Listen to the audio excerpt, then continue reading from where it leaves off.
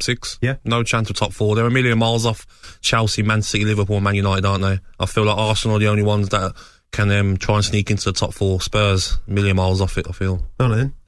I'll get your opinion on Everton in a minute. Yeah. But we've got an Everton geezer on here now, right? Terry McAllister, welcome to the show. How are you, Terry? Even lads, you okay? Yeah, very well indeed, man. Okay. Terry's from the Toffee Blues podcast. You've been spending a few quid, mate. You lads, haven't you? You know what I mean? Well, we always do, don't we? Hopefully it doesn't affect this time, but yeah, we've made some good buys last week, haven't we? You have, yeah. Well, you're unveiling them on Times Square. You're, I'm being told that the commercial opportunities in now. Colombia, you're going to have a lot of fans in Colombia. Mate, Shakira's coming. They're all turning up, mate. Right, South America and Central America is ours now. You can't, to get on the pitch, James Rodriguez, he's got a bigger profile than some Premier League clubs, Premier League clubs. He has, mate. I really hope that Everton can do better this season. From all my career, playing against Everton was a tough place to go, Goodison Park. Playing against Everton was tough. They were always fighting for top 4. Finishing around 5th, 6th, 7th like Aston Villa for a few seasons, and I just feel like they've lost away a bit. I don't know what you feel about that, mate. Yeah, it's been poor decisions. I mean, you'll remember, Gab, it used to be a top 4, and it was Everton and Villa were 5th and 6th. But then as soon as Man United and Arsenal started finishing 5th and 6th, it was a top 6.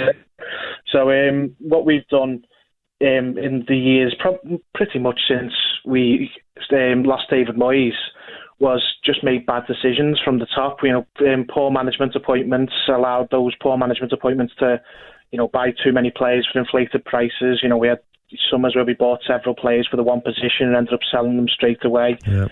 We just got to hope now that we've put the right people in place at the management level. Not only Carlo Ancelotti is the manager, but the director of football, Marcel Brands. And just hope that this go round we get it right and we can get back in the mix, because we have just been spinning our wheels for quite a few years now. I feel like Alan and Decore, very good signings. I like both of them, but I'm not sure about James. I'm not sure. I'm really not. I feel like a player like him, how many seasons now has he not been in good form? He's not been playing much. He's coming to England, it's a faster pace than he's been used to. I just feel the sort of player he is, he needs to play with like superstars around him, players that are making great runs, with little 1-2s with him. I don't think he's going to suit Everton, to be honest, but if he brings back the fee that you paid in shirt sales, then I feel like the board will be happy.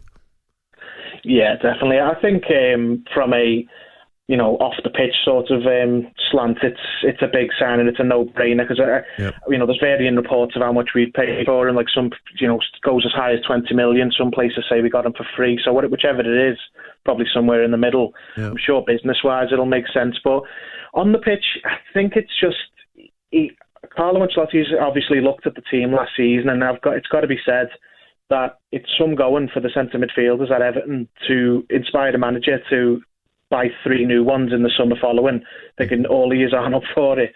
So I think he wants James Rodriguez to unlock the 2 strikers, because they've got pace on the break, and I don't think it's about James getting games by the scruff of the neck in the Premier League, because it's not guaranteed he's going to be able to do that. But if he can learn to work with Richarlison, learn to work with Dominic Calvert-Lewin, Moise Keane, and start putting, creating better chances for them, which the rest of the midfielders haven't. The thing as well for me was that it was reported that he signed a 2-year deal. I mean, do you sign someone for 20 mil and sign a 2-year deal, not knowing is it? So maybe even the club are thinking, let's get 2 years out of him. He does well.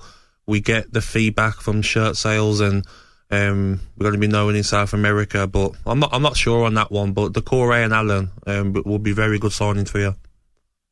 Yeah, I mean, James Rodriguez has 2 years with an option of a third. I think that's just the age of the player, really, and the injury record. Yeah. Just protect the club a little bit from being locked into a long contract which is probably going to be a very big wage, let's be honest. Yeah. You don't want to be putting them down for 5 years and, it doesn't work after 1 year, and then you can't get rid of them for the rest of it. Yeah. Do you have enough? Do you have anybody at the club that you think is going to get 20, 25 goals a season? I think Richarlison could, and I think as soon as he does do that, he'll probably be picked up by one of the very big clubs. But I don't think it's about that. I think it's about the 2 strikers together getting 30, 35 between them. They got 15 each last season, so they need to build up on that and get an effective partnership going. But if you're asking me one player. I think Richarlison is our X factor player. He's getting better each year, and he was linked with Barcelona in January, which at the minute is probably not a good thing for his career.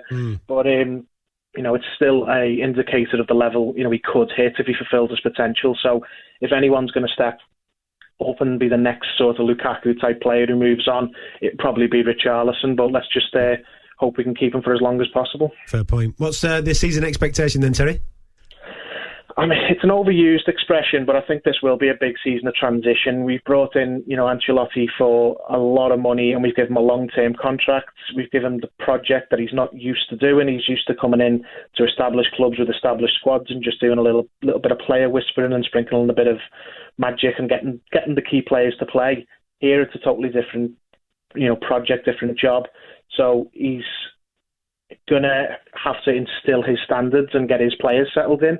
So for this season, it's going to be underwhelming, but I think just getting back in the mix for the European fight, getting 7th, a trophy would be perfect. We're very much like Spurs. We've been a little bit starved, and if we can't get a trophy while we've got this level of manager, then we're probably never going to do it again. But, a trophy or in the European places, get right back in there, because finishing in the middle of the table for the amount of investment and the size of the club of Everton, it's not good enough. Top man. Cheers, Terry. Thanks for your time, mate. It all gets underway against Spurs.